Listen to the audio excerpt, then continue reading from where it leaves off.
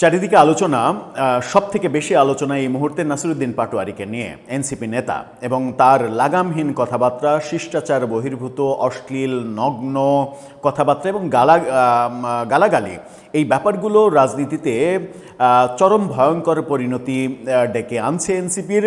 এটা সবাই বলার চেষ্টা করছেন। গতকালকেই তিনি ঘোষণা দিয়েছেন তিনি এখন থেকে আর কথা বলবেন না, চুপ হয়ে যাবেন।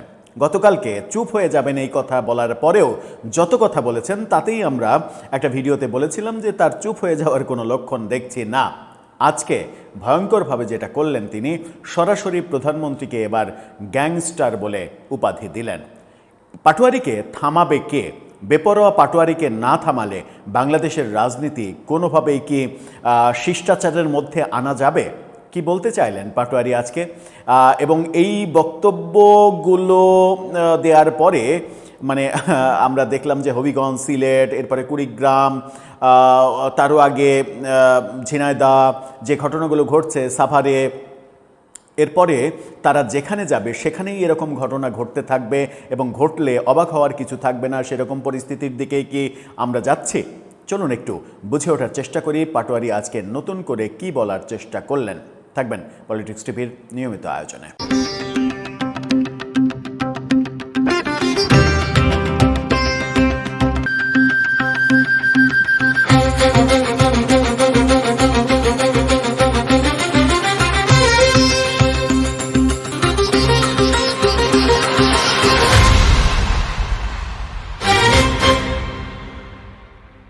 দর্শক, আজকে আমরা জানি যে হবিগঞ্জে সার্জিস পাটোয়ারিদের বিরুদ্ধে মামলা করা হয়েছে এবং সেখানে ছিনতাইয়ের অভিযোগও করা হয়েছে, আইফোন ছিনতাই করা হয়েছে, এরকম অভিযোগ করা হয়েছে। সেটা নিয়েও পাটোয়ারি হাসাহাসি করেছেন, সে বিষয়ে কথা বলতেই পারে।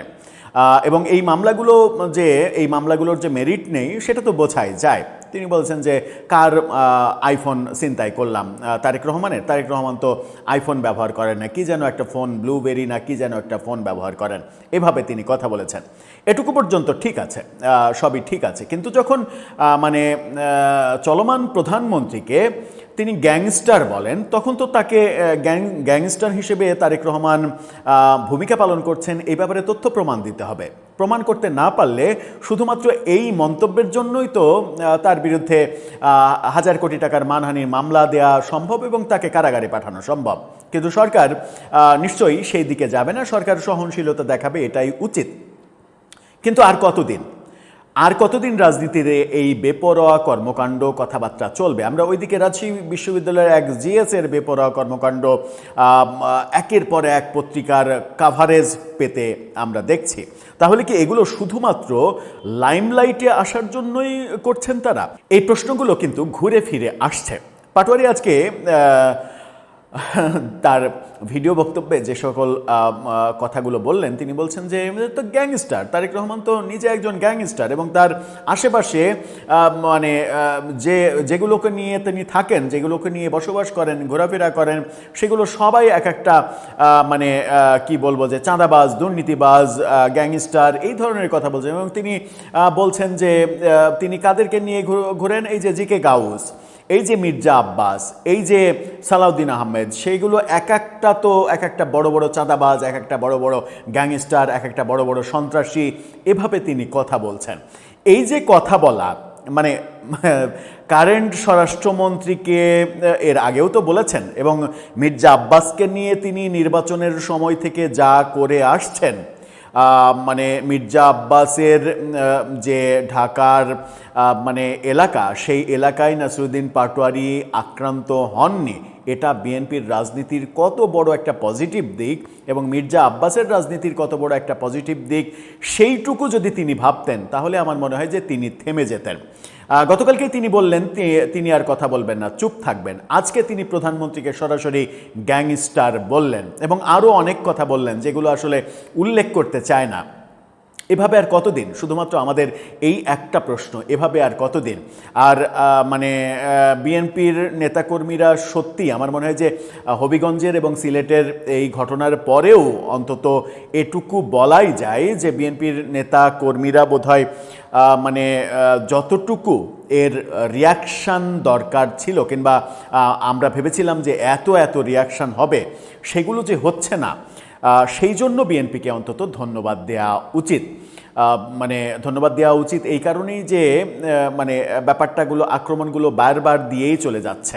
সার্জিস পাটোয়ারি, বিশেষ করে পাটোয়ারিকে লক্ষ্য করা হচ্ছে না, ব্যাপারগুলো এখন পর্যন্ত সহনীয় পর্যায়ে, এবং বিএনপি আমরা প্রত্যাশা করব এই সহনীয় পর্যায়েই থাকবে। এবং আমার মনে হয় যে পাটোয়ারির যদি কোনো মানসিক সমস্যা হয়ে থাকে তাহলে এনসিপির উচিত কিছুদিন তাকে রেস্টে পাঠানো, যে তুমি বাবা রেস্ট করো, তুমি চার দেয়ালের মধ্যে থাকো, রেস্ট করো, তোমার আপাতত রাজনীতিতে অ্যাক্টিভ থাকার দরকার নেই, তুমি কোনো ধরনের কোনো কথা গণমাধ্যমকে বলবা না, কিংবা ফেসবুকেও লেখালেখি করবা না। এইটা যদি এনসিপি করতে পারে তাহলে হয়তো এখান থেকে নিস্তার পাওয়া সম্ভব, নতুবা এই ব্যাপারটা ভয়ঙ্কর দিকে চলে যাবে।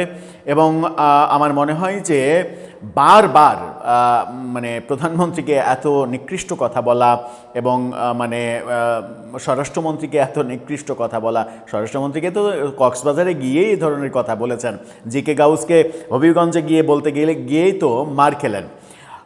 আমার মনে হয় যে এখান থেকে এক ধরনের অবসর নেওয়া উচিত পাটোয়ারির, এবং সেটা এনসিপির রাজনীতির স্বার্থে। দর্শক, আপনার কি মনে হয়? আপনার মতামত জানিয়ে লিখতে পারেন আমাদের কমেন্ট বক্সে।